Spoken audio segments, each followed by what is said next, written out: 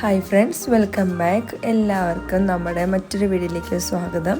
അപ്പോൾ ഞാൻ ഇന്ന് വന്നിരിക്കുന്നത് ടൊമാറ്റോ കെച്ചപ്പിൻ്റെ വീഡിയോ ആയിട്ടാണ്. ഏറ്റവും എളുപ്പ രീതിയിൽ നമുക്ക് വീട്ടിൽ തന്നെ ഉണ്ടാക്കിയെടുക്കാൻ പറ്റുന്ന ഒരു എളുപ്പമുള്ളൊരു ഐറ്റമാണ് കേട്ടോ ടൊമാറ്റോ കെച്ചപ്പ്. നമുക്ക് കുട്ടികൾക്കൊക്കെ വിശ്വസിച്ച് കൊടുക്കുകയും ചെയ്യാം. അപ്പോൾ അതെങ്ങനെയാണ് തയ്യാറാക്കുന്നതെന്ന് നോക്കാം. അതിനായിട്ട് ഞാൻ ഏകദേശം ഒരു 5 തക്കാളി എടുത്തിട്ടുണ്ട്. അത് കഴുകി വൃത്തിയാക്കി എടുത്തതിന് ശേഷം ചെറുതായിട്ട് ഇതുപോലെ അരിഞ്ഞിട്ട് അല്പം വെള്ളം ഒഴിച്ച് നമുക്കൊന്ന് തിളപ്പിക്കാനായിട്ട് വയ്ക്കാം. ഒരല്പം ഉപ്പുകൂടി ഇട്ട് കൊടുക്കുക കേട്ടോ തിളയ്ക്കാൻ സമയത്ത്. ഇനി ഉപ്പിട്ട് കൊടുത്തില്ലെങ്കിൽ നമുക്ക് ലാസ്റ്റ് ചേർത്ത് കൊടുത്താലും മതി. എന്നാലും അല്പം ഉപ്പിൻ്റെ ആവശ്യമുണ്ട്. അതുകൂടി ഇട്ടൊന്ന് ബോയിൽ ചെയ്യാൻ വെച്ചാൽ മതി. നമ്മൾ കുഞ്ഞായിട്ട് അരിഞ്ഞുകൊണ്ട് തന്നെ എളുപ്പം ബോയിലായിട്ട് വരും കേട്ടോ ഇത്. ഇപ്പോൾ ഏകദേശം നല്ലപോലെ ബോയിലായി വന്നിട്ടുണ്ട്. അതുപോലെ തക്കാളിയൊക്കെ ഒന്ന് സോഫ്റ്റ് ആയിട്ടുണ്ട്. ഇനി നമുക്കിതൊന്ന് ചൂടാറാനായിട്ട് വെയിറ്റ് ചെയ്യാം.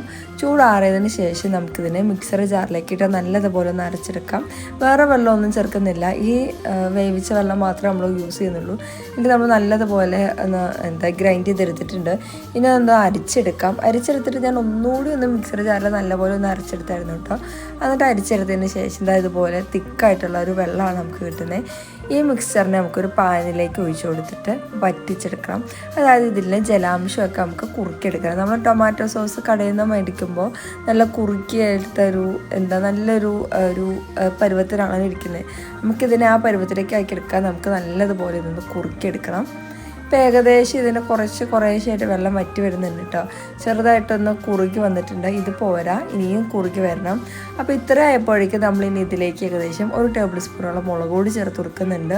പിന്നെ ഒരു 4-5 ടേബിൾ സ്പൂണോളം പഞ്ചസാര ചേർത്ത് കൊടുക്കുന്നുണ്ട്. ടൊമാറ്റോ കെച്ചപ്പിന് ഒരു നല്ലൊരു മധുരമാണല്ലോ. അപ്പോൾ അങ്ങനെ ഏകദേശം ഒരു 5 ടേബിൾ സ്പൂണോളം പഞ്ചസാര ചേർത്ത് കൊടുക്കുന്നുണ്ട്.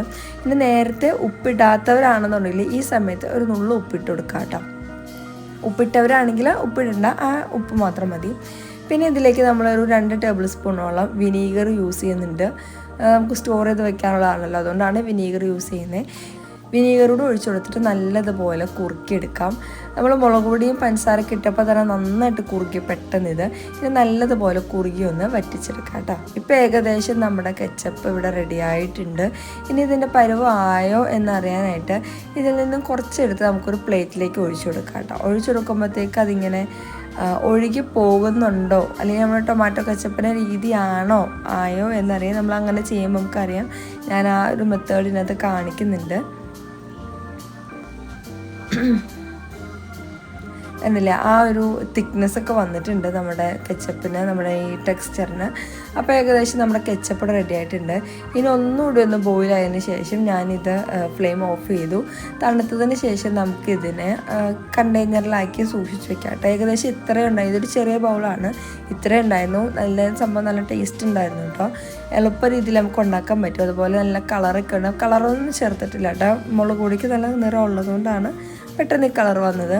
നമ്മൾ മക്കൾക്കൊക്കെ ഇഷ്ടമായിരിക്കുമല്ലോ സ്നാക്സിനൊക്കെ കൂടെ കഴിക്കാൻ. അപ്പോൾ നമുക്ക് വിഷമൊന്നും ഇല്ലാത്തതാണ് നമ്മളുണ്ടാക്കി തരാൻ, നമുക്ക് പേടിക്കണ്ടല്ലോ മക്കൾക്ക് കൊടുക്കാൻ.